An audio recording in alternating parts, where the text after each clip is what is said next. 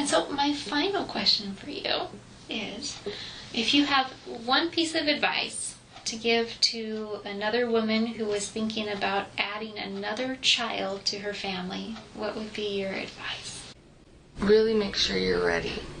Really think about it. You know, because I mean, it can be amazing, but it's not easy.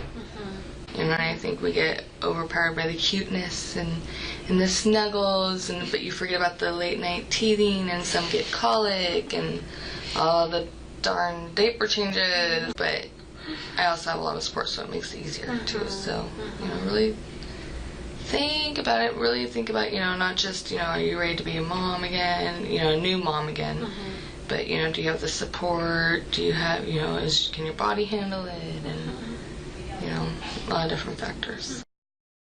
Think about it 100%, you know, like the financial side of it, you know, the diapers, the wipes, you know, if you have other kids, that you're talking to them about it and giving them a heads up if it's something that's going to be planned, because not all the kids really quite understand what's going on.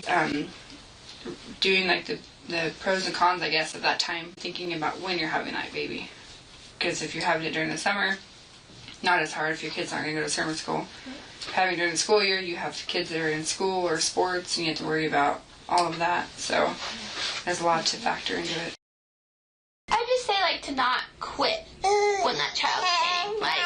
Like as a mom, you have plans, you have ideas, you have, like, just not to give up, because we all have these things, but then you add a child and you can't do it the way you wanted to do it. It can't follow through the way you want it to follow through. So I know there's lots of times that I want to quit and just give up, you know, and so it's like, no, I still have to do this. Like, I can't just give up. It's hard. Well, I'd say plan ahead, but that doesn't always work because things don't always turn out the way. You know, my dad always told me as a kid, he always told me, don't sweat the petty and don't pet the sweaty. You know, don't sweat the small things. I would guess just be flexible and don't stress out about small things. And don't worry about not having enough love to go around with your kids. You know, I see people say that, like, am I going to love the second one as much, or am I going to have time, like, is my love for my first one going to be less? And it's not.